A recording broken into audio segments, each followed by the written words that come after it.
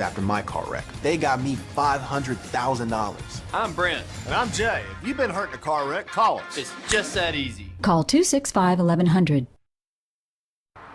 If you or someone you know has been diagnosed with a mental illness, whether it's a recent diagnosis or a long-standing one, you are going to be very eager to hear what Charles Miller has to say this morning. He is with Scenic City Neurotherapy. Great to see you again. Thanks for having us. You and I were having a lovely conversation off camera. I almost wish we could have had a behind-the-scenes glimpse, because what you do at Scenic City Neurotherapy is so interesting to me, Charles. First of all, it is not a one-size-fits-all approach, and it doesn't involve taking a pill. Right, exactly. What we do is we work with the brain to stimulate a process called neurogenesis. Neurogenesis helps correct the physiology behind the communication issues in the brain, which account for a lot of the physiology behind our mood disorders that people suffer with.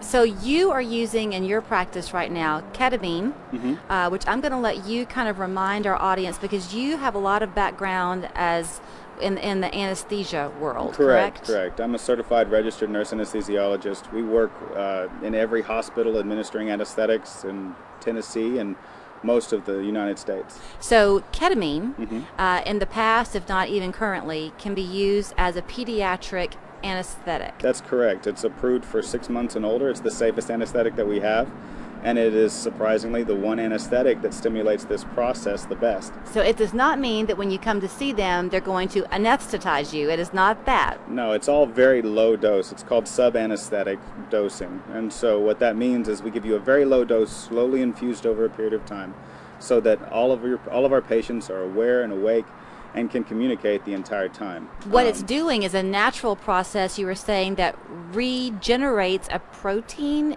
That's correct. Ketamine is just a catalyst. Other things can be used as a catalyst, transcranial magnetic stimulation, even the stellate ganglion block we see used with PTSD for veterans. Ketamine is actually the most effective means of stimulating this neuroregenerative process. It stimulates a protein release called brain-derived neurotrophic factor. This protein is neuroregenerative over a period of time, and it helps the brain to self-optimize. And when the brain's communicating effectively, the struggle with certain mood disorders and the overwhelming nature of anxiety is remarkably and quickly relieved. So let's just set up a test scenario for a second, okay? Let's say that somebody comes in and it's a 34-year-old woman, and she's been struggling with an undiagnosed mental illness for a few years, and she's not sure if it's anxiety or depression or what have you. Before she comes to you, does she need to have a diagnosis, or do you just talk to the patient and figure out a treatment plan on your own? We actually work with mental health providers all over the area. We have several psychiatrists, mental health nurse practitioners, psychologists that refer to us. We are not mental health providers, and we like to stay in our lane. We are anesthesia providers. We make sure that this is done effectively and safely and to the highest standard possible. That being said, we work closely with your provider if you already have one. If you don't, we will pair you with one, and they will help manage you from a mental health perspective to make sure we get best results. So I set you up and you answered it perfectly, because you're not going to go rogue on people. You're not trying in any way to usurp a doctor's role. You're there to provide, as you said, that catalyst role to kind of speed up the process, if you will, to get them stabilized faster. Absolutely. We work in Congress with them. We're just another tool in the tool belt of treating mental health. It's just one piece of the puzzle. If this were the only thing you needed, then it would be a magic fix, but it's not. I wish it were. But you do see results for people pretty quickly. I mean, you mentioned these infusions that you get with the ketamine, and the process of it. How many infusions does a person typically receive, and over how long a period of time? Well, almost every protocol from a mood disorder perspective involves a stabilization phase of 6 infusions of between 2 to 3 weeks. Okay. So that's about 2 infusions a week. And then after that, maintenance looks like whatever the patient needs it to be. Some people need it more frequent, but it's more like a safety net. It's more just to hold the patient at up here once we get them up here, while they're working with their counselor, while they're working with their mental health providers, while they're making life changes and identifying stressors in their day-to-day life that are modifiable. So if they're currently on medication for their mood disorder, when they come to you and you're working in tandem with their doctor, are they going to abandon that medication, or will they continue to take it? The medications take, if that is the end goal, is to discontinue them eventually, maybe we'll look at that. But the ketamine infusion and the way the medications work, they don't compete with each other. They Okay. actually work in tandem in many ways. And so what we do is we work with their provider, and when the patient and their provider decide they're ready to wean those medications down, they can.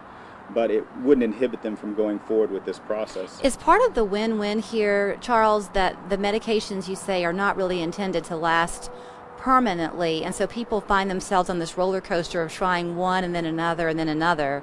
Does this help to minimize that?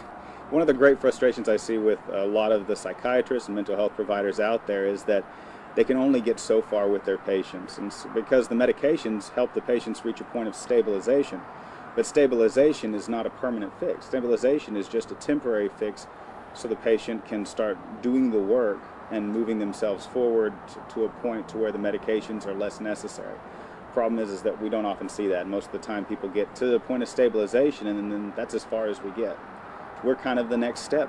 We help them, work towards that goal of self-maintenance, and we help them get there quickly. Is it true to say that the brain is sort of the last part of the body that we still really have a lot to learn about?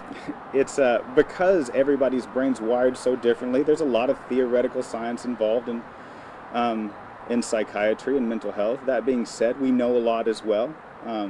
We're able to image living human brains for the first time, in our history of medicine, and it has allowed us to have a greater understanding of how the brain communicates. So things are evolving, and I think you told me that we once thought, once thought that the way to deal with the mood disorder was a chemical imbalance. You're saying now the understanding is it's more physiological. It's a communication issue, and the chemicals play a role in that. And so the medications, they do their part, but they're limited in their efficacy.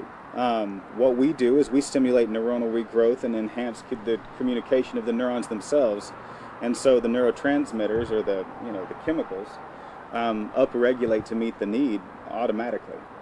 When people come and talk to you in the office, I bet they have 3 pages worth of questions they hope to get answers on. Each consultation lasts about an hour to an hour and a half. Really? They get my undivided attention for that period of time, and we shut everything down during that process. And it doesn't cost anything. We're big on education. Even if you don't end up coming to us and you end up going somewhere else later when you're ready, we want you to be able to be educated on this process and advocate for yourself. Is there some type of a mindset that you have to have coming into it? Not really. No, it's going to work. This is not something that the patient is doing. This is not, this is something that's happening to them. It's a physiologic response to an anesthetic. There's a lot of hype out there about psychedelic, experiences and such. A low-dose anesthetic, most anesthetics you get pretty quick and at higher doses, and so you go from awake to out pretty quickly. With this, you're kind of in a floaty state for about 40 minutes, and then it wears off rapidly, and then... If you are a single person, can you drive yourself to the treatments, or do you have to have... No, you have to have a driver to every single infusion, and we're pretty hard-nosed about that. But we make sure that even people that don't have the typical ride, a partner to come with them. Yeah. Have even taken Ubers and such. But and how old do you have to be to do this? We lean heavily into 18 and older. Okay. Only in cases of extreme crisis have we considered it younger than that. But even still, there takes a measure of objectivity to do this that really only comes with age. Okay. And we want them to be successful. That's really our biggest goal. And over the course of those weeks, the 2 to 3 weeks, I'm guessing that you kind of know what you're watching for. So if somebody comes in, they've gone through a couple of treatments and they come back, if you're not seeing what you expected, do you tweak things? The dose is ever titrating to make sure we get optimal effects. What does that mean? Meaning that we are increasing or decreasing the dose to fit the individual. Okay.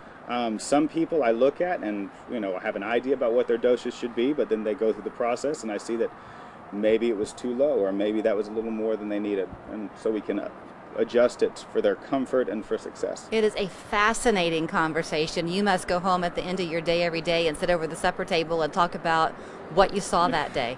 It's, as far as what I do, I tell everybody I've got the coolest job. I get to take something chronic and make it not. And that's something that we take a lot of pride in. It's something we're very excited to do and be a part of and give back to Chattanooga. Well, you heard him say there's no charge. Just clear your afternoon or your morning, because you will be there for an hour to an hour and a half as he listens to your story. It's Scenic City Neurotherapy, their phone number and website there on your screen.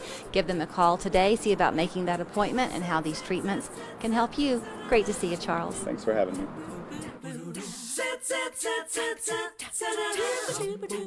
Far too often, people are being seriously injured and hurt because of negligent drivers distracted by their cell phones. If you've been harmed by a negligent or distracted driver, the law is on